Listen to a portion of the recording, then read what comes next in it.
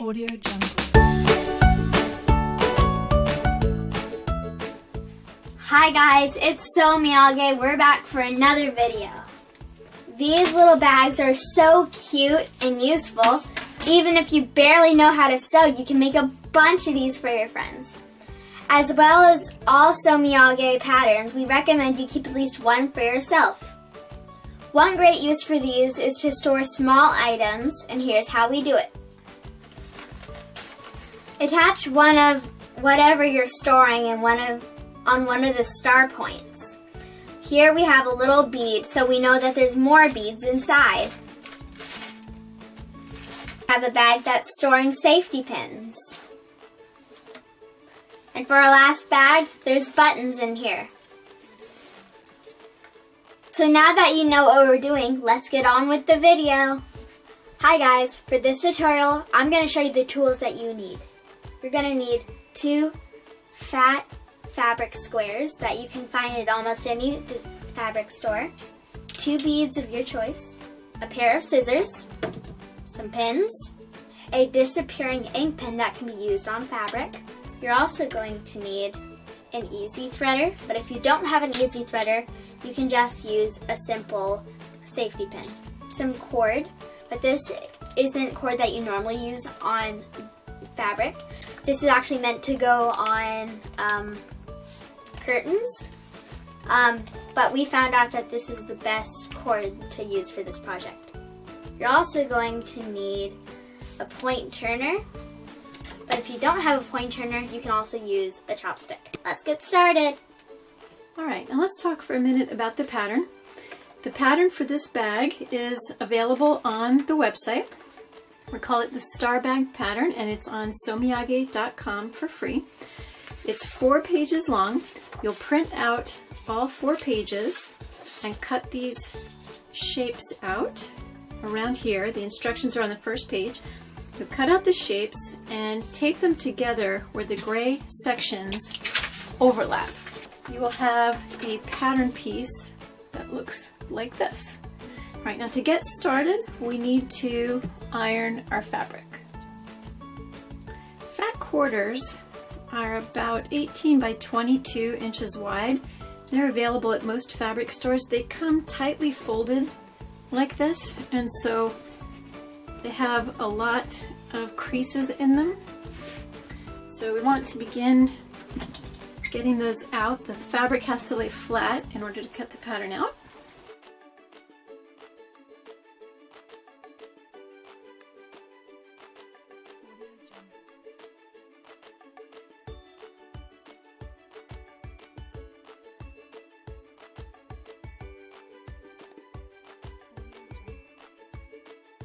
Our fabric is done.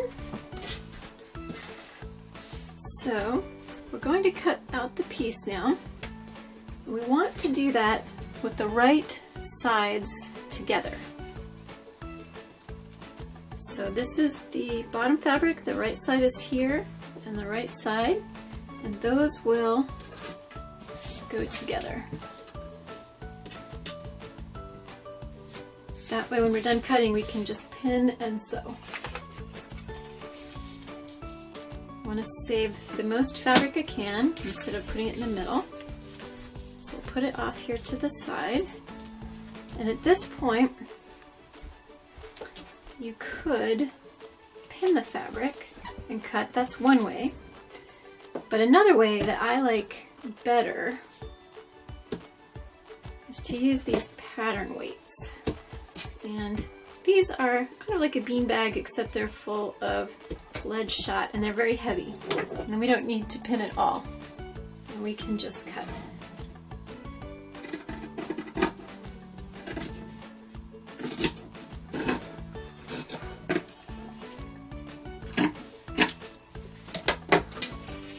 Alright, now we are done cutting. We've got our right sides together, and we can go ahead and start pinning. Now we need to leave a 3-inch section open on the side to turn it, and that will be between those two dots. So We'll start sewing here, we'll sew all the way around and be done there.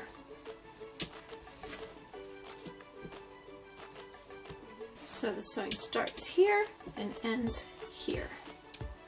So we're gonna take our disappearing ink fabric pen. We're gonna draw a dot 1 centimeter away from each of the corners. You're gonna do this on all 4 corners so you know where to turn.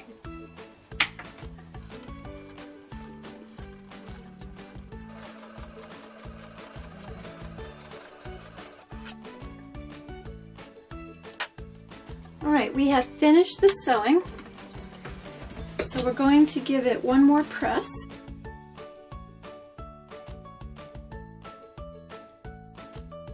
And you can see here where we've left an opening so that we can turn it. Next we're going to trim around the seam with a little special thing there. We're going to clip that corner off. And then we'll trim into about 1/8 of an inch or 1/2 centimeter.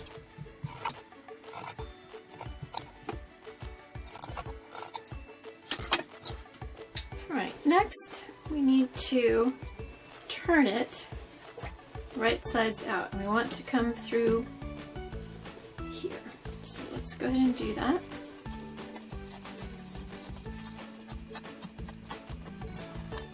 Then this is where our chopstick comes in. So we're going to use the chopstick to help us get these corners out. Don't poke too hard. You can actually come through the fabric if you do. We want to turn all 4 corners out.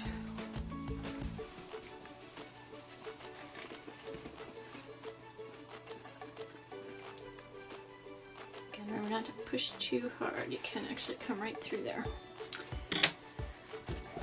Alright, now here's where the opening was. We're going to fold under that 1/2 centimeter.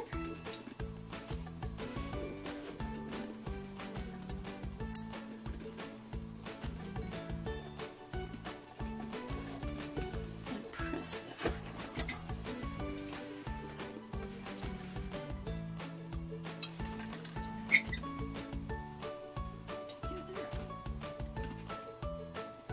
Now at this point,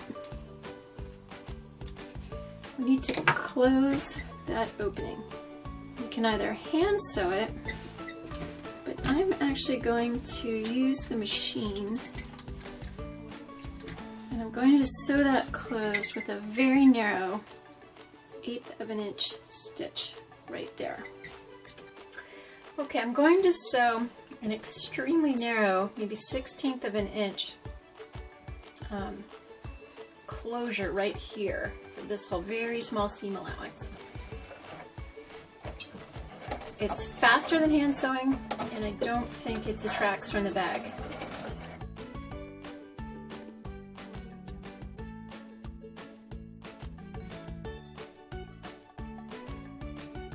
Alright, we've got another chance to press out of the wrinkles that are still here before we fold this into our bag shape. Alright. At this point, you're allowed to change your mind if you want, but you've got to decide which is the outside and which is the inside. Fold down the corners, and we want this distance to be about 3.5 inches. Don't pin anything yet, just fold. Now, if we look at it, we want it to look about the same. Now these all look alike, and I want this to be 5 inches, the same, and they're about 5 inches. Next, we'll pin these down here. Alright, so our last step is to sew, not from here to here, but starting right here, just to sew from here to here with a 1-inch seam.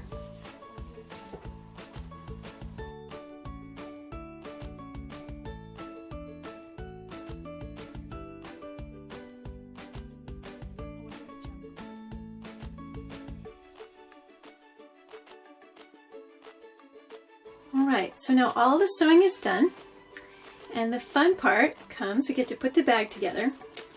I've got 2 pieces of cord that are 25 inches long, and this is cord that's actually intended for use with draperies, but you get 24 yards of this cord for about $6, and it's really strong and it's really thin, which means it can go through the bead easier. So we need to use a tool to get the cord through this casing. I'm going to use this threader, but you could also use a safety pin, and you would just thread this through and work the safety pin through by pulling it. But this tool really makes it quick. So you push it through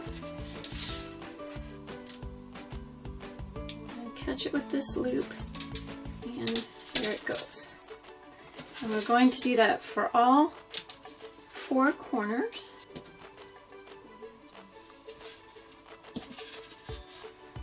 Okay, and this time without doing that. Alright, now remember, this will be the outside. You can see it start to shape up. And let's get the bead on.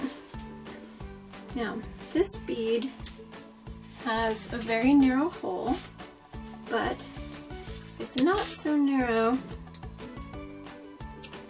that the first piece of cord won't get through.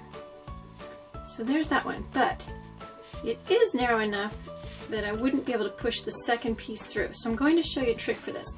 The reason it's good to have a bead that one piece fits easily through and the second piece is a little bit snug is so that after you tie your knot and you pull it, the knot isn't able to make it through. So what I have here is just regular sewing thread. I've threaded both pieces through the needle and I've left a loop here. And I'm going to pull the needle through. I'm going to leave that loop. Now, actually I want it to go the other way. Okay, so this way, there's the loop. I'm going to put this through it, so it kind of grabs it, and then I'm going to pull this way.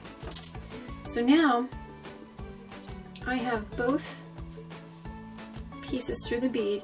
I'm just going to tie a very loose knot. This is so that I can change it later if I want to.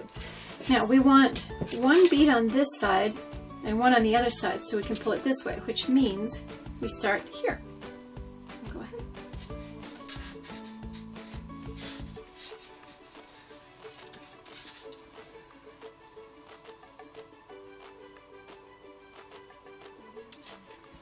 Helps to have a helper.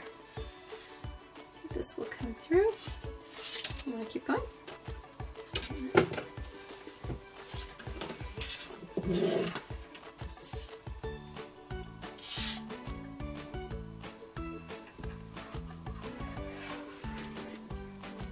And I'll hold this end to make sure that we don't lose it.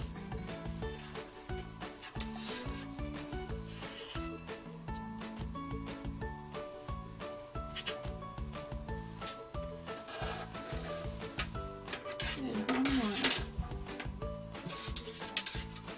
And there are two. We'll have one bead on this side and we'll have one bead on the other side.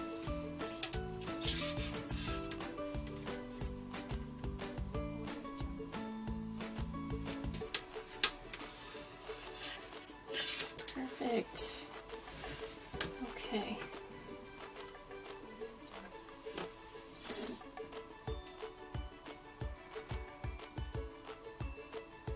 Well, just one will go. I think one we have to do something special to pull the other one through. So make this one a little bit sharper. push just that one through.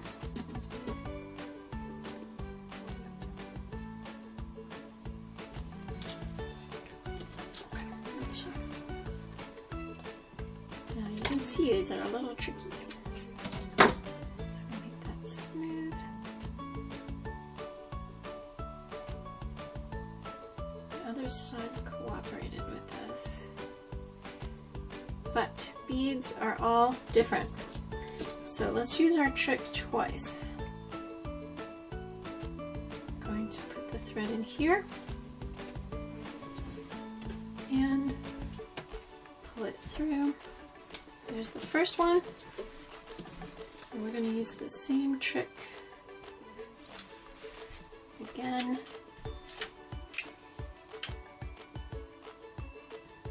And pull it through. Now we've got both. Okay, so let's take a look. I like the beads to be snug enough to hold the shape of the bag kind of in a bowl shape. So I am going to tie it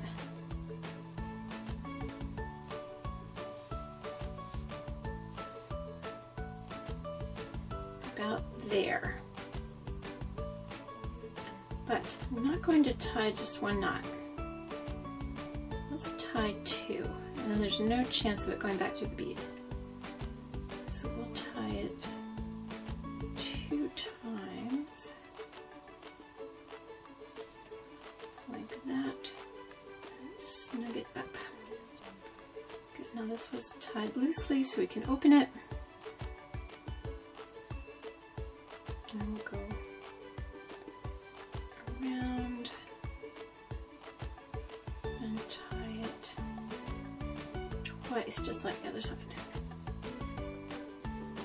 And we want these two ends to match up in length, like that. And when we pull it, we get our bag like this. Right. Now, what can we do with it? We found these really cute erasers that look like treats. Those are fun to put inside. Those make a very pretty little gift. The bag holds those perfectly. We also did, you can have your sewing tools in your bag. You can have candies. These are some sweets in this bag. Now those are made of the fat quarters. You can also decide to do a little fancier fabric. This is made with Japanese cherryman fabric, and I'm using this one to hold beads. So that's a very traditional Japanese fabric. That comes out very pretty. And this is another one that we made using silk from Thailand. These come out amazing. Thai silk is very shimmery, and we put some treats in there also. Instead, I like the closure to kind of hold the bag a bit like a bowl. Then you could share your treats, kind of like it was a bowl. And we used a different kind of bead there, and I used the needle trick to get the cord through. So, we hope you enjoy this video. We hope that you make some start bags of your own to give to people, and join us please for our next video. Bye!